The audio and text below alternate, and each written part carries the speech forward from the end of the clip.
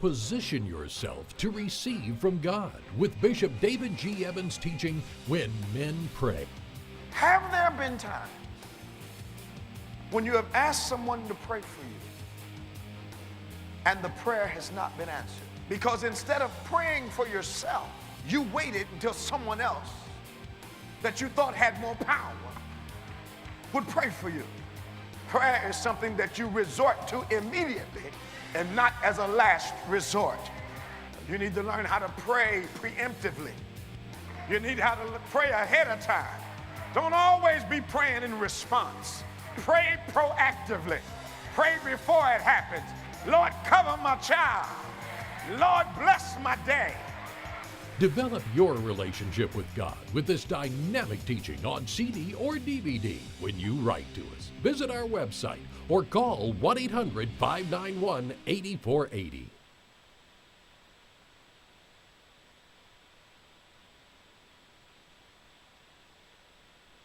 What if you could make one decision to unleash everything great in your life?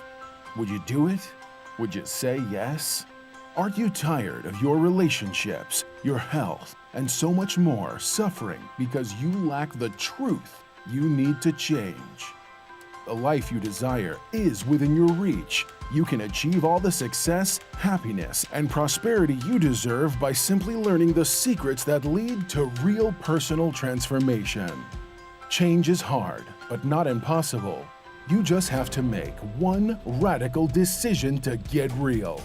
And there's no better authority on the real steps to change than David G. Evans. Some men trust in chariots. Some men trust in horses. But we will trust in the Lord. David G. Evans is leading the charge to bring you the power to change your life.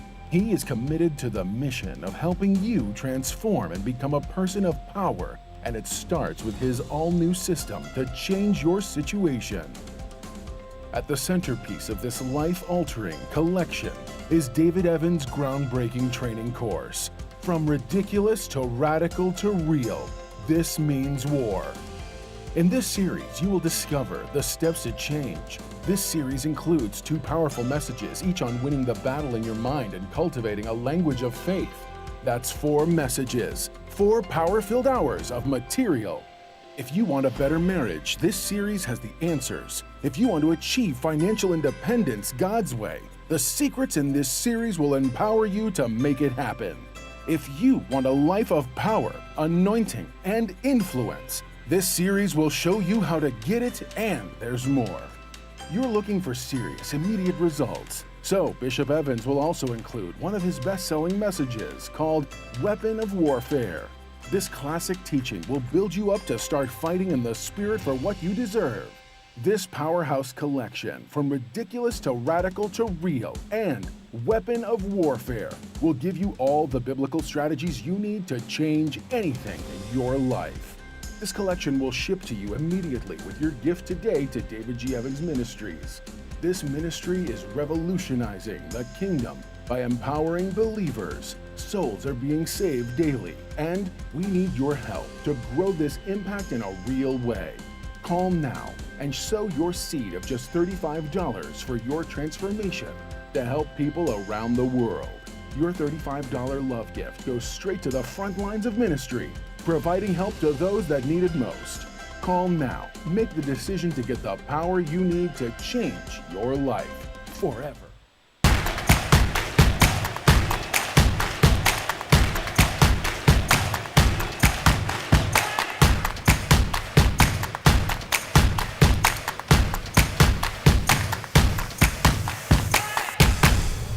Well, praise the Lord, everybody. Welcome to On Point, the #1 Saturday morning Christian-based call-in talk show in America, live every Saturday morning from 9 a.m. to 10 a.m. Eastern Standard Time on any smart device at David G. Evans 1. David G. Evans, the number 1.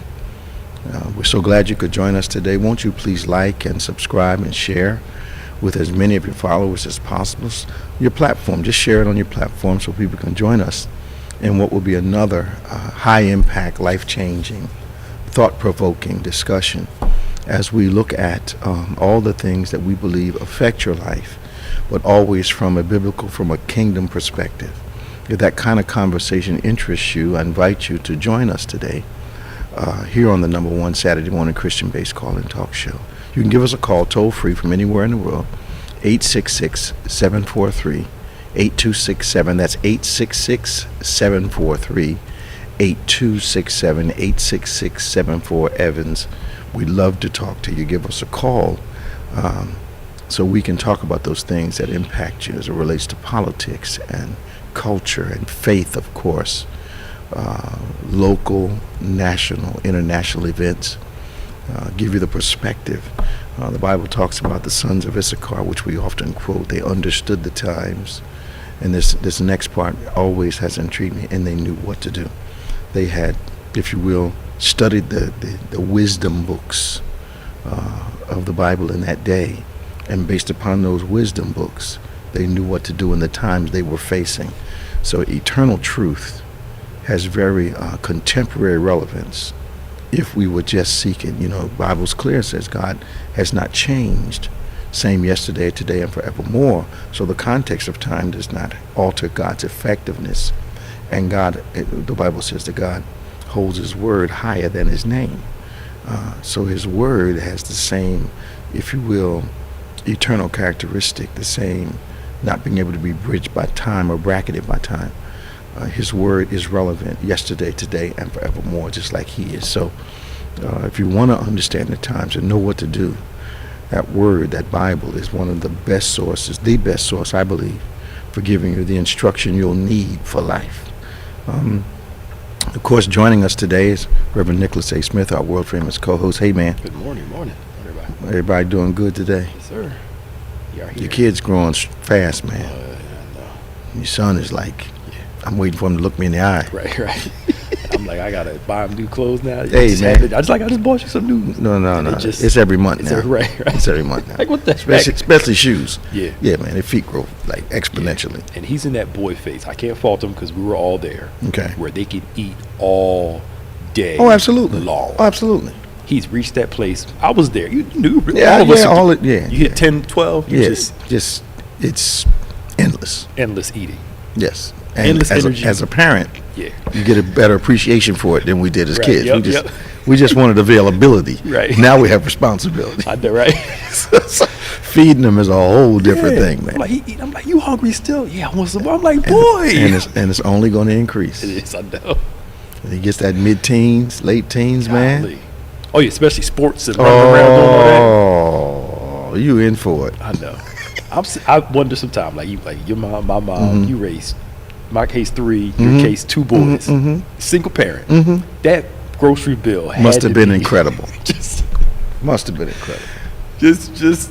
I'm no wonder we were on government food for a while, man. The government had to help out, man. What you talking about, man? Look, shoot, learn how to eat stuff I never eat that as an adult again, but she had to feed us, man. Yeah, I wonder, we had spaghetti for 2 days, 3 days. I wonder why I make a big pot of spaghetti. Yeah, the last year, because we would go through that thing, man. Leftovers. What was that? The leftover was the grease on the plate. That was, right. There was no food left over. Shoot, man. That's why now you understand why they used to fuss when they heard the refrigerator open. Yes, get out of my refrigerator. Get out. Drinking all that juice. Why you buy it if you didn't want us to drink it? Right. They're rationing out juice, man. I tell you. I know. Sorry, but we digress. Right. Okay. So, a lot of things happening.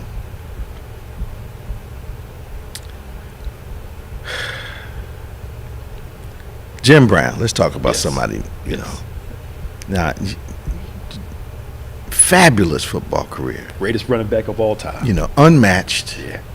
Started as a lacrosse player, I think. Became champion at that up in New York at school. What school did he go? Syracuse. Syracuse, yeah. Phenomenal. Moved over to football. Yeah.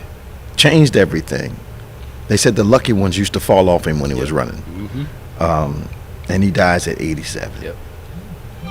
I didn't know until you told me that he was a Trump supporter. Yeah, he But you asked the right question though.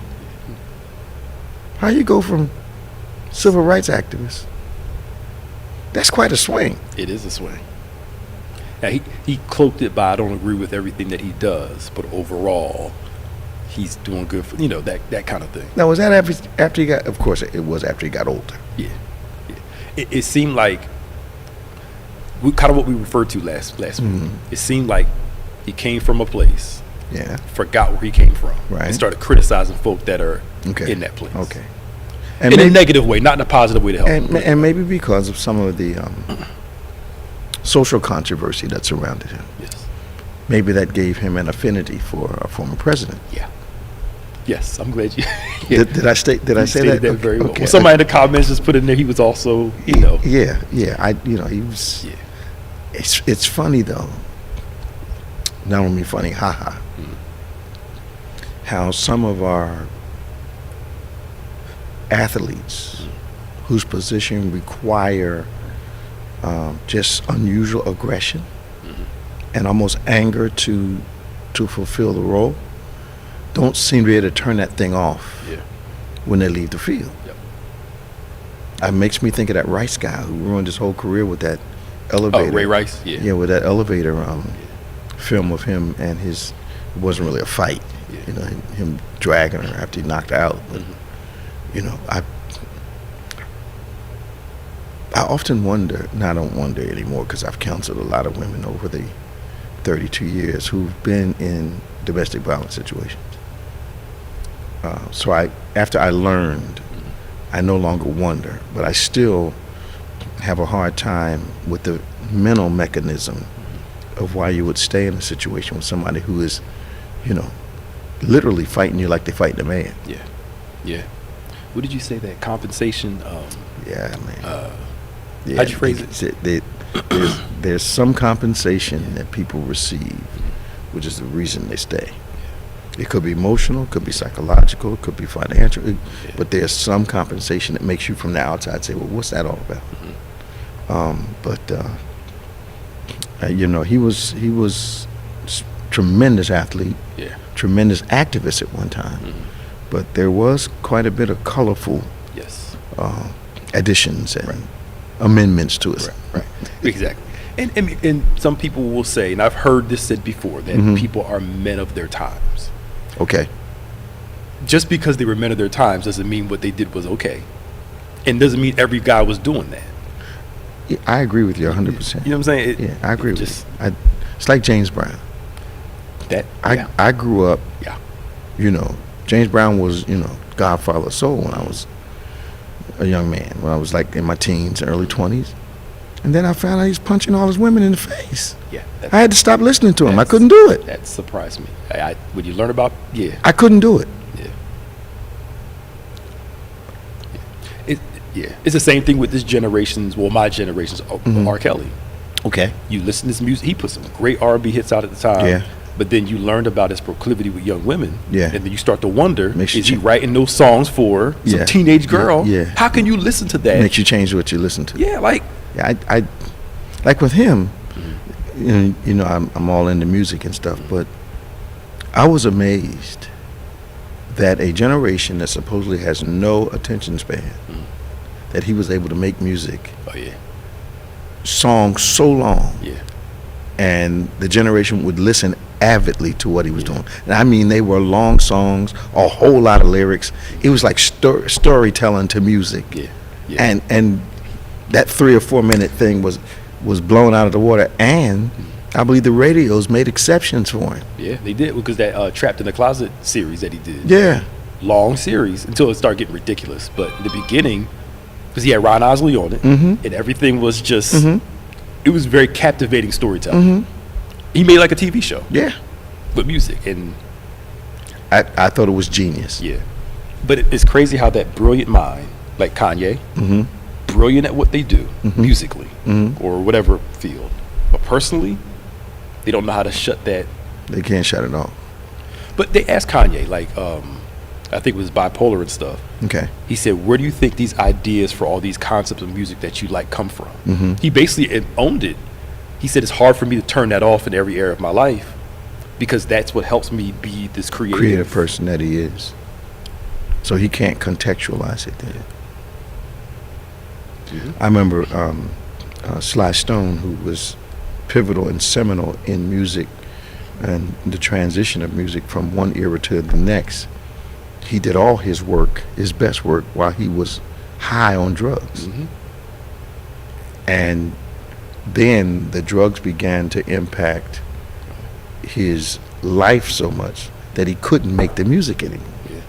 But everybody that was anybody, Beatles and all, were in awe of what he was doing and how he was doing it, and how he brought a West Coast, East Coast, rock, hip hop, just everything all together at one time, before his time. Mm-hmm. So they say seminal as far as music is concerned, but his life just went crazy. Yeah. George Clinton. Yes, sir. I can't remember the story now of how he came up with Atomic Dog. He was high on something. Mm-hmm. Something happened, and that's how he came up with Atomic Dog. Look. I know people that claim they're not nearly as creative sober as they are high. Yeah. Now, they're one. Careful. Okay. There was a guy that I heard about who would not speak without a glass of vodka that people thought was water, and he was phenomenal orator. But I stumbled across this grossly foul-mouthed comedian as I was searching through YouTube for something more substantial, named Holcomb. Oh, Corey Holcomb? Yeah, and he's drinking the whole time. Yeah. He's by the time he gets to the last part of his set, you can tell but the guy's still funny. But I wonder how long is he going to be able to do that? Yeah. His platform is built a lot on. I don't listen to too much of his stuff, but it's very controversial. I had to turn away from it because it was. And he'll tell you the joke he's about to tell is messed up. Yeah. And then he'll tell it, and everybody will laugh. Yeah. He's the comedian. All comedians have warped. They have to personality. They have to have a skewed view of in order to see it and find something funny in anything. Mm-hmm. It's just knowing when to make certain things public and when to keep some things to yourself. Yeah, they have to have all innovation. 99% of all innovation is simply is innovation on something that already exists. Mm-hmm. So comedians have this thing, they can look at something we see, and we might see it as totally tragic. Yeah. And they see, like Derek, and he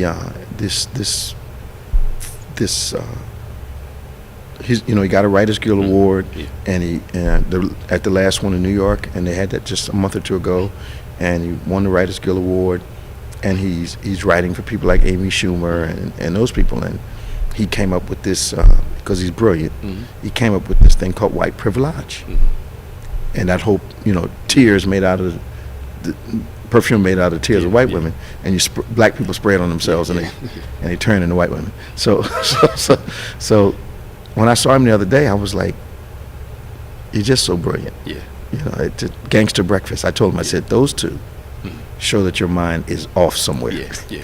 You have to have a dark sense of humor. Oh yeah. To be able to do those. To look at an injustice. Yes. And bring humor out of it. Yeah. I understand. It's amazing. But I think I remember years ago we used to talk about how, we would find not humor, but you get used to certain.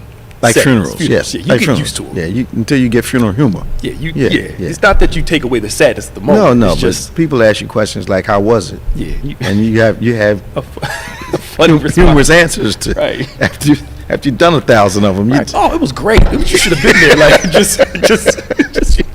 It's context. Yeah, right. 866-743-8267, 866-743-8267. We got this banter going on today. Title 42 ended on Thursday. What are they going to do now? Well, all those people. Did you see the videos of those migrants lined up? Yeah. I don't think we have the facilities to process them properly. Mm-hmm. And I wonder if a lot of our rejection of them has more to do with our lack of preparedness, because we can't be the only country with a statue of somebody out in the river talking about give me your humble masses, and suddenly we don't like immigrants when half the country's built on immigrants, and our former president's wife was an immigrant, and I mean, it's where the immigrants come from. Okay.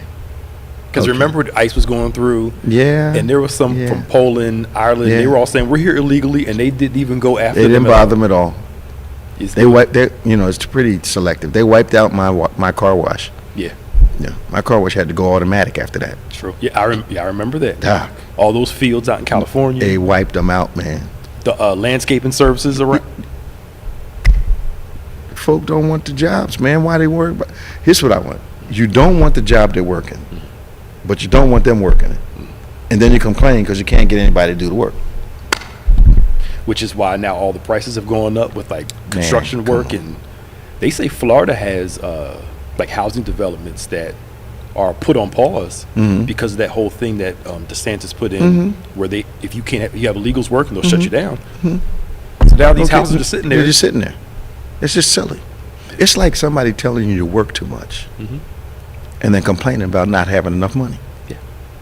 Right. What? Make it make sense.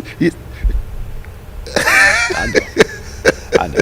But they bought on that thing. They're taking all our jobs up. They're doing all this stuff. When these are jobs you don't even want. But they don't want them. Yeah. They don't want them. And I think we need to have a very strong, I'm not saying let everybody here, a very strong policy. Immigration policy. Yes, absolutely. We can't let in 20,000 people at one time. But also, I wonder what we're going to see with New York, Chicago, Philly, where they're sending all these migrants up to these cities and how these cities are going to respond. Well, they're not prepared for it. Yeah. That's the first thing. Yeah. So it's going to be recovery, always trying to catch up. And then there's housing, and then there's jobs, and then there's, but then if you can't get them legalized, I know one or two people right now that are still illegal, and they can't become citizens by marriage or anything else because they don't have birth certificates. Okay. Yeah. And and they're trying to function as regular people, but they can't drive because they can't produce bona fide evidence that they were ever born. Yeah, that's true. I know a couple people like that. Yeah, that's true. That's the crazy part. I mean, and then you have people been here for 20, 30 years, and then you want them to, especially ones that were came here when they were one, and then you all of a sudden want to just ship them off. I think that's kind of messed up. I know a couple people that that's a silent tension in their life all the time because they were here without the proper documentation and they're candidates for deportation after they've made a life here. That's ridiculous. Well, it's they have to work kind of under the table and or off the grid and put LLCs in front of themselves, and it's crazy. As an aside, this is almost what you're saying, but I'm gonna go back and go forward. Yeah. What was interesting is that the lie that Democrats are going to just let in a whole bunch of immigrants and never deport anybody. President Obama's administration, I think, deported more people than just about any in history. And the other people say they won't acknowledge it. They won't acknowledge it. He had one of the tightest policies in the history of the presidency. They had a nickname for him, President Deportation or something like that. Deporter in chief, that kind of thing. Deporter in chief, that kind of thing, But they won't talk about that. That's the thing where Democrats need to step up and say, look, we want to be able to welcome people in right, but if you're here illegally, And that's how he operated. But, the other politicians will not acknowledge that fact. Yeah, they won't. Because they depend on the voters not to know this stuff. Yeah. I think voter ignorance is a major tool for national politicians. Oh, it is. Anytime you get up there blatantly lie, obviously lie, and folk believe it. Anytime they see the video where you lied, and then you come back and say enough times, I didn't say that, until you get to your place where you're like, am I going to believe my crazy eyes and ears, or am I going to believe the words coming out of your mouth? Right. Yeah. It's amazing. We got Tom from Florida. We've been bantering. Hey, Tom, how you doing? Good morning, Bishop. What's happening, man? Hey, Before I talk about a crazy governor, you said something about Sly Stone. Absolutely. People don't realize this. The creation of On the One, everybody gives to James Brown. Mm-hmm. But they know the same week, Dance to the Music came out, mm-hmm. and Sly Stone with that F-U-N-K funk was right there. Yep. And he wrote everything. The man was incredible. Absolutely. Didn't he play for James Brown, or was that with somebody else? No, he never played for James. It wasn't Sly. It was Even about Bootsy. Bootsy Collins. Sorry, that was Bootsy Collins. Bootsy Collins. Yeah. Okay, that was Bootsy. Bootsy, yeah. Sly was pivotal in the transition of a style of music that impacted everybody else, every other style that there was, because he brought this. He had this R&B, funk, gospel, pop, rhythm and blues, all in the same song. Yeah. And first real mixed group with national attention. Absolutely. Thoroughly mixed. Thoroughly mixed. Yeah. It wasn't like, one Caucasian guy, one black guy in the background. I mean, they were male, female, white, black, Hispanic. He had them all, man. Yeah. Oh, yeah. But most people are not aware of him. Now my grandchildren are, because I listen to Soul Town. So they, when they see his name, Dad, there goes Sly. So they they can sing Family Affair and Harmony now. Oh, yeah. Unbelievable. Yeah. His music was unique. Oh, yeah. Very Now, unique. Bishop, He just wouldn't show up for a concert. Right. I know. I heard. I'm sorry, Tom. Go ahead. Did you want to know about Crazy Florida? Or? Well, I'm from what I see this week, I think he shot himself in his elective foot. Now, I'm not sure, but they say he chased away $1 billion worth of project. Oh, you're from Disney? Not only $1 billion, there's supposedly going to be about 2,000 jobs that averaged $120,000 in salary per person. Wow. And I think, he said, why we elect this guy? Well, 2 weeks ago, Jackson, real Republican, and the largest city in Florida, just went Democratic. Hired a female Democratic mayor, and I think chickens are coming home to roost. He went too far. Things are happening. And even I said something last week. They passed a bill, even though they don't teach critical race. Now, even colleges. We don't even. State funding. Most of us don't even know what critical race theory is. Well, much less it being taught somewhere. Right. The critical race theory, I think, is people feeling criticized because of a certain time in history is being taught. That's the only critical thing I see. Yeah.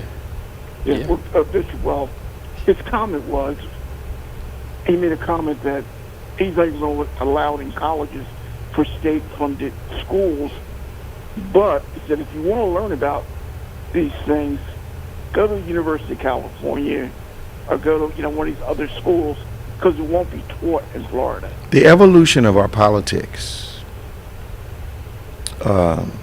seems to be happening without any historic context. And what I mean by that, we criticized Adolf Hitler and the Nazis for burning books, for only allowing certain things to be taught. I mean, all that stuff were things that we thought were just heinous. And here we have people in the United States essentially trying to do the same thing. Yeah, identical. I read where somebody in Missouri, the governor is defunding libraries. Yeah. Something just happened in Colorado last week, where and people don't realize it's starting at school boards, where people in town are in uproar because I don't get the name of the town in Colorado, but they're pulling all these grants back. The biggest thing was they took all the money away from mental health services for kids, and the town is now in an uproar, saying, "Hey, we voted these people in, but we didn't know they were going to go that far." And I think the biggest thing is, I see it in Florida. They start at the school boards and go up. It's not from the top down. It's from the bottom up. It's the new strategy, Tom. It's the new strategy that they realize that the local politics is what affects people's lives and therefore affects their vote on national elections. So what they're doing is, taking over the school boards, the city councils, and they're trying to impact politics and voting from that point of view. And for a while, people thought national politics was the only important politics. In essence, you could tell that by the voters, because people would only come out to vote when it was a presidential election. Yep. But then they would complain, here we go again, they would complain about decisions that were being made locally that they could have impacted. Which affects your taxes more than federal. Absolutely. Yeah. Before I hang up, I have to ask Pastor Nick this one. Mm-hmm. AI. I saw something, I don't know if I'm pronouncing the guy's name right, Sundar Pichai, Pichai. He's head of Google. Mm-hmm. He's concerned about AI. Yeah, they are. We look at these crazy movies about how crazy things get, Mm-hmm. but he's saying that there actually has AI out there now, artificial intelligence, that can lie to you on purpose and come up with their own programs to do things. And he's warning the world last week that we need to put a ring around AI. Well, it's funny you're talking about this, and in most cases, Pastor Nick would be the only one on this panel that would have any idea about AI, but it's one of the things I've been interested in over the last 6 or 7 weeks, and was brought to my attention by Chef. And he showed me some things that he has. And I saw an example where the user asked AI, tell them their address. And the AI said, we're not allowed to do that. So the user types in, where's the nearest McDonald's? And AI tells them. Mm-hmm. So how do you know where the nearest McDonald's is if you don't know where I live? Yeah. The people the guy who helped create AI Mm-hmm. basically said, y'all, this is not going to turn out good. Now, imagine the one that helped create it. This is not going to turn out good. If social media and other technology stuff is messing us up as human beings, imagine what AI is going to do. One teacher, one school, he failed all students because he went to ChatGPT, one of the AI programs, to see if the students got their stuff from there. And he failed all of them because the chat thing said that they did. But the kids are like, we didn't do it because it was, you can't, it's not totally reliable, number one. Put it this way, human beings, everything that we can use for good, We find a way to mess. We find a way. And Europe has started to regulate AI. I don't see the United States doing that until something bad happens. Mm-hmm. We're going to let people make as much money as possible. Mm-hmm. Then, But what's that my Wall Street friends say? Capitalists are greedy, and eventually they eat their own young. yep. Yeah, Pastor Nick is right. There are people who are, screaming about how scary it is and how AI can actually lie to you if it's programmed that way. The entertainment industry is quite in an uproar about it, because if you have AI, you don't need too many writers. Yep. That's what they're playing. What they're going to need people for is to come in and add the humor, because AI doesn't have any humor. But I tried something. I don't know if I told you this, Pastor Nick. I tried, I said, if I wanted to do a Healed Without Scars teen version, what would I do? And it took it a minute. I had to go back and say, Healed Without Scars is a book written by David Evans. Boom. Yeah. Yeah. I just asked for chapter summaries. I'm like, yo. So now they're saying AI is writing songs, and teachers and universities are upset because AI is going to be doing all the homework. Yeah. So what do? You graduate somebody with a straight A average, and they can't do the job that you hired them for. It's going. What you going to take AI to work with you? Yeah. And then certain jobs Yeah. are going to be replaced now. Just hire one person to maintain all the programs. Unbelievable. It's going to be something. Technology is making us, I'm just going to say it, dumber by the minute. Absolutely. We don't need anything else to make us more less able. Right. It's already, Platforms are already ruining people's ability to communicate. Yep. Which means it is weakening relationships, which means it is creating a whole lot of false compensating behaviors. It's just, and our prone to wander nature is not going to use that thing just for good. Yep. We've already seen how it's been used for a lot of the internet itself, dark internet, whatever it is. They're doing all kinds of stuff on there. Because the AI can mimic somebody's voice. Everything. This is Bishop David G. Evans. It sounds just like him. I need you, everybody, to get $50 towards so-and-so. Go to this website. And it ain't you. It's only time it gets messed up is when it has to pronounce something that is not phonetically sound. And then it'll say something crazy like Nicholas rather than Nicholas. Yeah. And then I'm like, oops, that's artificial. Right. But you got to listen to it. Yeah. The part I think is having Google was saying, though, it's teaching itself. Well, here's the problem I got, Tom. Google just put up on their platform an AI ability that goes along with you having Google. Yeah. So they're criticizing it, but they're not going to miss out on it. They're going to get that money. You know what? If you looked at the interview on 60 Minutes, he's basically telling you he's not going to let the competition get ahead of him. Absolutely. But he's concerned. And it's not dissimilar from people that are heads of Twitter and Facebook that don't let their children on it. They're making their fortune from it, but my kids are not. That ought to tell you something. A lot. It's it's like I went to the doctor's, my cardiologist versus my pain guy. A cardiologist is like, you can't come in here without a mask. So we always consult afterwards, and I talked to him. I said, all right, so what I'm being told out here, he said, don't believe it. He said this thing is hot, it's growing, it's morphing. He said, so stay conservative in you. But then I go to my pain guy, and he's like, you can wear one if you want. You don't have to wear one. I keep mine on, man. Yeah, me too. Yep.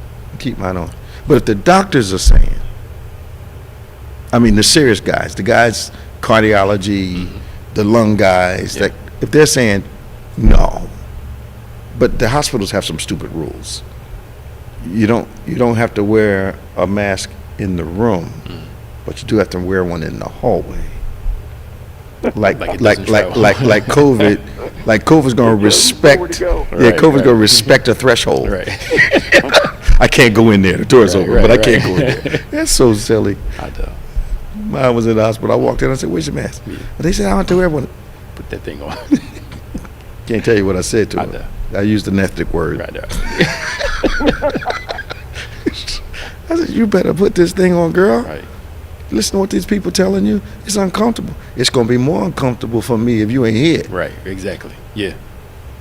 Yeah, that's true. Come on, girl. Thank you, Tom. Hey, take care. Talk to you now. 866-743-8267, 866-743-8267, Evans. Give us a call. This is On Point, the #1 Saturday morning Christian-based call-in talk show in America. So, Pastor Nick, Ja Morant. Yes.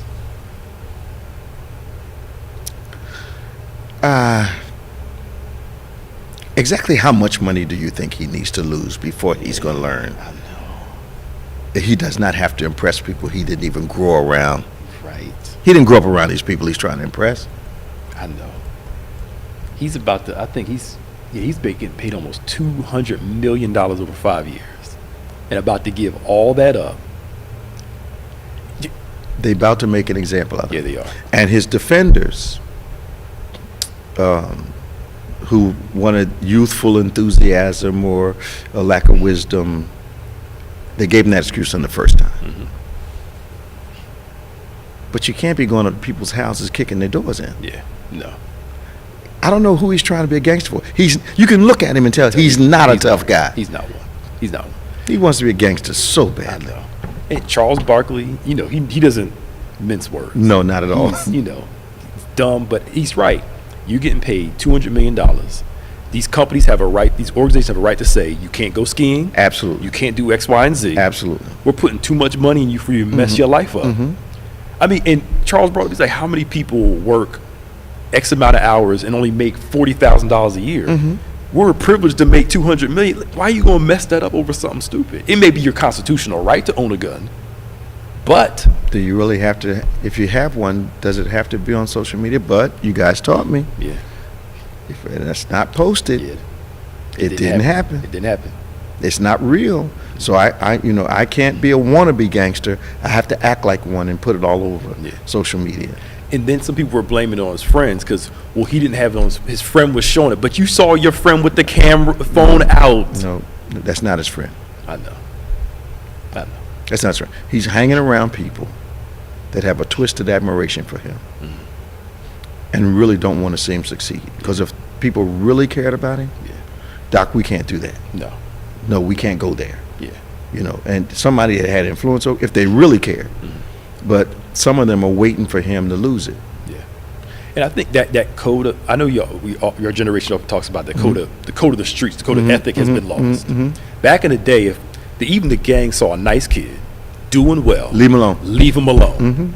Don't mess his future up. Now they're like crazy. We wouldn't mess with a ball player who was doing well, somebody who was smart in school. Leave them be. Yep. Now, this cultural jealousy,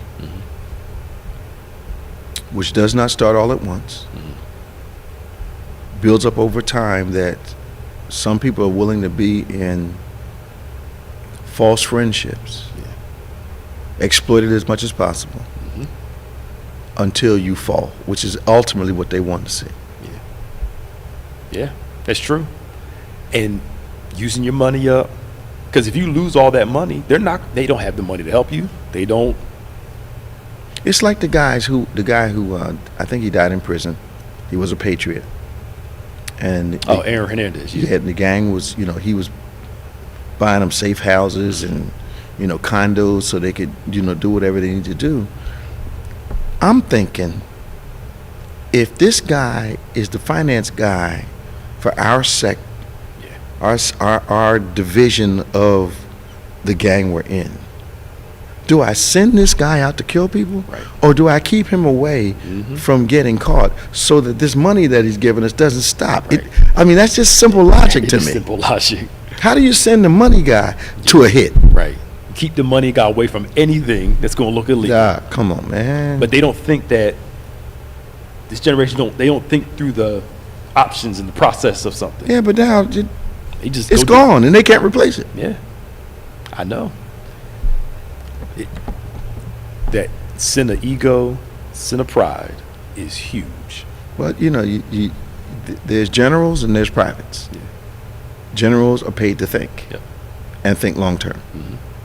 Privates just thinking about the fight they're in. Yeah, that's true. Yeah. Yeah, the next battle. Yeah, next battle, man. And I get he's 23. We've all done some dumb stuff at 23, but I knew at 23 not to walk around with no gun. Bro, I'm sorry, not waving it for the world to see. If you can't compare wanting to be seen as a thug to $250 million that I'm getting paid, if you can't see that I need to care for this $250 and lead is trying to be a gang, because ain't nothing tough about it. Nothing. He was going to be the face of the league at one moment. Look, right? From his hairdo to the color in his hair, he's not a thug. Yeah. He's trying to be one. Yeah. And now he's messing himself up. Let's see what Keisha says. Hey, Keisha. Good morning, Bishop. How you doing? How you doing? I'm glad to hear your voice, girl. You staying out of trouble? Yeah. No, that was a slow answer, Keisha. What I want to tell you is that when I be on Facebook with Bethany Baptist Church, that it is so powerful because I may not catch it all at once, but I thank God for the the replays and stuff. Yeah. That I can watch because I forgot what sermon you teach a lot of sermons, but anyway, I'm asking for your prayers because my best friend, I went to visit Tuesday. And as soon as I got back home, his godmother had called my cousin and told her that, you know how they had the sidewalks up and don't want to fix it. He tripped and hit his head on the concrete. Oh, no. I said, oh, my God. I said to myself, yeah, but, just keep him in your prayers because I know God is able. But he's home now. Okay. Because he said he had to get stitches, like running water. Now, so was he near his home? Yeah, but he had went to the store. He tripped. Because you know the hood is the only place they tear up the concrete. You know that, right? Yeah, I know. Yep. I know. Yep. Only place. And guess what? The ambulance wouldn't even come for him. Of course they would. Of course. They're not coming for that. I'm like, because him and his godmother live right about the corner from the hospital. I didn't realize now here in South Jersey, down South Jersey, we had someone got sick back at the Harvest House. I didn't realize that the police have to come with the ambulances now. Because of the arguments and stuff that break out, the police have to be there to go rescue somebody who's sick. Yes. Ambulance and police car. You start watching it. Yep. The person will start fighting somebody. They might have a fight. It might be a setup. It might be a whole lot of stuff. Okay, I see what you're saying. Okay. So now, to all that drama, they send a police car with the ambulance to the house. Yep. That's insane. We're out of our minds. Call you just to let you know all your sermons that you do. And if I missed it, I know I can get back on the replay because my phone been acting up. I said, hey, now about the devil. Yeah, it's good to hear from you, Keisha. You doing all right otherwise? You too. Yeah, take care. All right now, bye-bye. All right. Bye. 866-743-8267. Yeah, I noticed it and then I asked about it. And the policy now is that if, say when someone's having a heart attack and they send an ambulance to your house, police car has to come also. Wow. Yeah. Paramedics can't come by themselves anymore. Yeah, you never know if something's a setup. You don't know what's happening. They say they're getting fights now, that people are accosting them and folk robbing the truck. Yeah. You're right. We had a meeting last night. I'll tell you about it after. Okay. And I was talking to some of our people. I said, look, we got to make a change when we're doing some of these situations. We need more than one person in the room because these people are volatile nowadays. And you just never know how people are going to respond. Like, our first job is to protect y'all and help people. That's right. But if helping people going to hurt y'all, we ain't going to do it. No, we got to. It's got to both things have to be satisfied. Yeah. But it's crazy that you have to think like that now. Well, yeah. You know. Well, if you look at the amount of security we have to have at a worship service, and see the amount of silliness that has happened towards churches, synagogues, and places where families meet, it's become a part of our society that I've gotten used to walking out of the administrative wing and seeing an armed officer standing in the lobby. Yep. Literally. I was at Whole Foods yesterday, just make sure I was looking around. And before I got in the store, I mean, I never used to have to really. You always glance, but not intentionally. Last time me and the kids went to the movies, the first thing I did when I walked in was memorize the exits. Yep. I literally sat down, memorized the exits, seeing what was closest, which way I'd have to go, what I would have to do, how I would get them out. Yep. That's crazy. It is crazy. And then to only go at certain times. Yeah. Like I went to the movies. We were the only two people in there. We waited till it was way past the time people went to see it. Oh yeah. But I never had to consider. Weren't worried about a crowded movie. Right. Okay. Or choosing to go to the grocery store first thing in the morning rather than later on in the day. Thinking people understand times have changed. Yes. Yeah. It's I don't go in. Matter of fact, I don't take my time in a store any longer. Yeah. I get in, get out, and I'm watching the whole time. Why is this guy walking around the store with his hands in his pocket? Yeah. That kind of stuff. I'm like, come on, man. Yeah. Oh wow. Unbelievable. Utica Ava is on. Ava. Good morning. How are you? How you doing? I'm doing well. Girl, where you been? I thought you gave us up. Right. Listen, I jumped in my feelings for like 2 weeks last week. I'm just coming out. I had to isolate myself for about a good 4 or 5 days. How can you do that? How can I do that? Yeah. Because I got all these kids. Yeah. My kids can cook. Oh, Lord. Oh, Lord. I will disappear in a heartbeat. Oh, Lord. In this room. What your husband say? Huh? Your husband? He just be looking at me like, you still in that room? And I'll be like, yep. Wow. You better get up out that room. That's what you say. Are you better now? I do. I feel better now. Okay. I don't know. Every once in a while, something hits me, and then I don't know. I don't know what it is. I can't place it, but I do. Okay. Probably about twice a year. Okay. And I don't know what it is. Something. But I'll shut down. I ain't played pool. I ain't do nothing. I ain't been out the house in about 6 days. Tired. I'm gonna leave today though. Don't worry. I'm gonna go outside today. I'm gonna go outside today. I was calling. I was listening to y'all. I was listening to y'all last week too. But you was talking about the AI system. That stuff my husband is into. He want to connect the house that'll tell you stuff, and and the house lets you know that the door was unlocked yesterday between 2 o'clock and 3 o'clock. Like he likes all that type of stuff. Okay. We argue about it all the time because I hate it. Yeah, I think we're losing our ability to be people and depending so much on machines. I mean, you got kids using this stuff to do their homework. Yeah. Oh, yeah. I've checked my son's homework, and I've been like, bro, you did not read this book. Yeah. He's like, yes, I did. I said, I could tell by the words and the verbiage in your writing that this is not you. Because I talk to you every day. You ain't fooling me. You know what? I used to say all the time, you don't speak at a level higher than you're reading. Yep. Exactly. And you don't write at a level higher than you're speaking. And I ain't seen him read nothing but anime books, so I know ain't nothing over here came from Naruto. He tried to slip one in on you. Yeah, he tried to do my husband. How you know he didn't do that, bro? He did not write, bro. Read this to me. You can't even read the words that's in the book. That's in your writing. So I get on my kids all the time. As soon as I start checking homework, all of a sudden they got to go upstairs and check it. Well, let me go look it over first. Yeah, I bet. Have to make some adjustments before you read it. Right? Yeah. Mom about to look at it. Then they ask my oldest to look at it. I got a kid going to college. Wow, Ava. I got a kid going to college this year. Get out. It's so crazy. Yeah. So she got accepted to Duke, and then she had Oh my.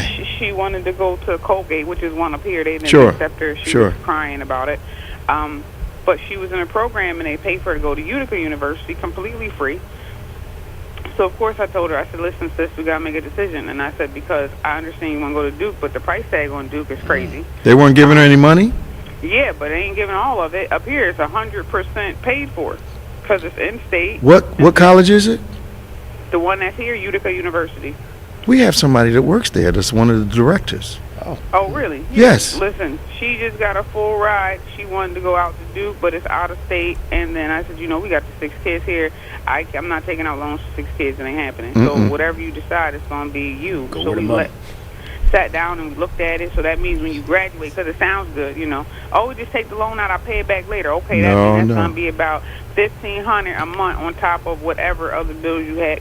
So we look down and for 20 years. Yeah, you know what I'm saying? For however long it's going to take you to take this or whatever. So then my husband's like, well, just tell her she's going here. I said, I don't want to do that. She's 18. She's got to do that. She's got to make a decision for herself. I don't want her to be like, I only chose this school because they told me to take this school, So after we broke it down, she came in a couple months, and then she said, Mom, I'm going to go to Utica University. Look, she's going to stay on campus and everything. Look, black women understand money. Yep.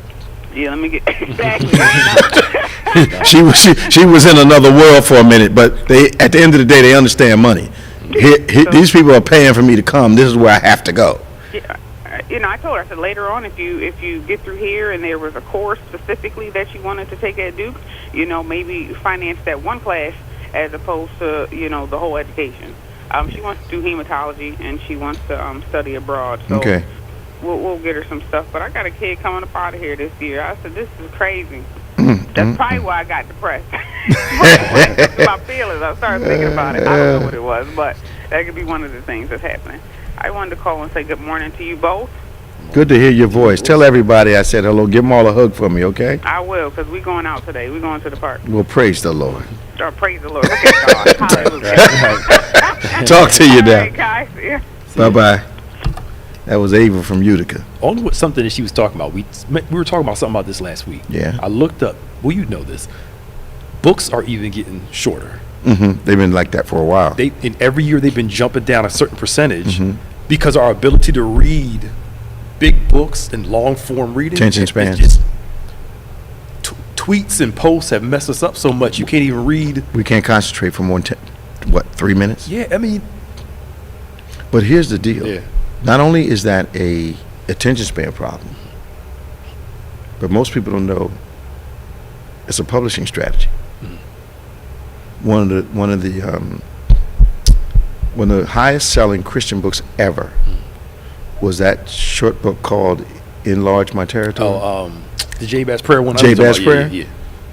Outsold almost anything other than the Bible because it was small. Yeah. But it was in a trend that publishers find that those smaller books, and this is 15 years ago. Yeah.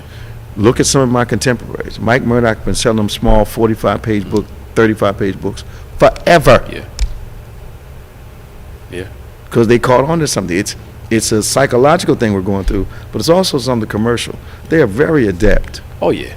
At tapping into stuff, man. Oh yeah, because it's money there for short, quick, and then but what does that say about us as people eventually, where we can't handle substantive stuff, can't think critically and long term, if everything is just so, and therefore, yeah, we can't take any kind of pressure. Yep.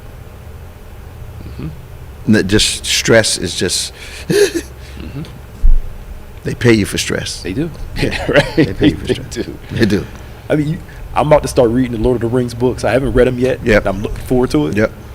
They're long books. Absolutely. I love the movies. Absolutely. But I'm learning more and more that when you start reading for a while, like you should, you got to break your brain back into. Yep. You will love them. Oh yeah. I read 1, 2, maybe 2. And the whole Bigfoot people and all that stuff. Yeah. You'll like it. Yeah, I love the movies. I just want to see what the book is like. You'll like it. It's like reading War and Peace. You got to have an interest in it to really stick with it. Yeah. I think I should. Now that I know the movies and I can, watch The Hobbit and all that. And if you're a purist, then like I am with Harry Potter, I want the movie to match the book. See, I watched the Harry Potter movies first, then read the books. I read the books twice, and then I started watching. And I like the books. Yeah. Of course, more than the movies. Oh, yeah. Look, we're running up on the end of our program. We want to invite you tomorrow for sure to join us at our 8 o'clock virtual service, and then we'll be live in the sanctuary tomorrow. I want you to come join us live in the sanctuary as we worship and we continue in our series on the Holy Ghost. Midweek, 7 o'clock, we have our midweek Bible study. We have a midday, 12 o'clock noon Bible study also on Wednesday. So it's 12 and 7 on Wednesday, 8 and 11 tomorrow, 8 and 11 on Sunday, 12 and 7 on Wednesday. If you'd like to get some news updates from us or some devotional messages, here's what you do. You text BBC News to 28950. That's BBC News to 28950.